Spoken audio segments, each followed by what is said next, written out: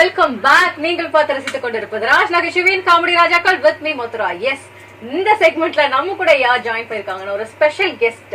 இவர் யார் அப்படின்னு பாத்தீங்கன்னா social media influencer, social media fame, அது மட்டும் இல்லாம ஏஸ், ரோலெக்ஸ் போன்ற படங்கள் நடிச்சிட்டு இருக்காரு.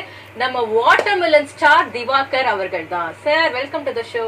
Welcome madam. எப்படி இருக்கீங்க? நல்லா இருக்கேன் மேடம். சூப்பரா இருக்கீங்களா? என்ன சார், அப்படியே சோஷியல் மீடியாவை கலக்கிட்டு இருக்கீங்க, வைரலா போயிட்டு இருக்கு உங்க வீடியோலாம். எப்படி இது ஸ்டார்ட் ஆச்சு?